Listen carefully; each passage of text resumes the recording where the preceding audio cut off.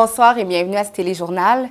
C'est aujourd'hui que se termine le 45e powwow annuel de célébration du printemps de l'Université des Premières Nations du Canada.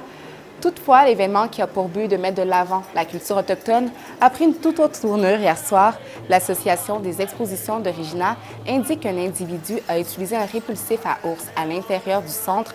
Tous les participants à la célébration ont été évacués hier soir. C'était le premier tournoi de hockey de la Coupe Louis Riel.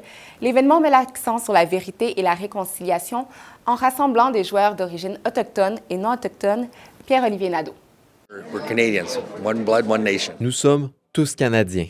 C'est le message que veulent envoyer les ambassadeurs du premier tournoi de hockey de la Coupe Louis Riel à Saskatoon.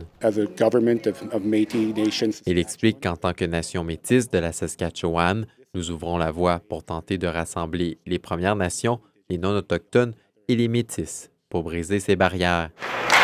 L'événement a rallié des personnes de divers milieux et il mise sur la vérité et la réconciliation avec les peuples autochtones. Il indique que c'est le premier tournoi de ce genre où il y a 2 représentants de chaque culture dans chaque équipe. Chaque équipe est formée de 2 personnes non autochtones, 2 d'origine autochtone et 2 d'origine métisse. Il ajoute que l'événement est basé sur la réconciliation. Ils veulent briser ces barrières et, en fin de compte, simplement essayer de rassembler tout le monde sous un même toit et d'utiliser le hockey comme véhicule pour inciter les gens à se rassembler. Selon les organisateurs, le tournoi met de l'avant l'inclusivité et l'unicité. Il dit que personne n'est discriminé, personne n'est exclu de participer au tournoi de hockey. Il ajoute qu'auparavant, si vous étiez membre des Premières Nations, vous ne pouviez pas participer à un tournoi de hockey non autochtone. En plus des adultes, le tournoi rassemblait également des plus jeunes.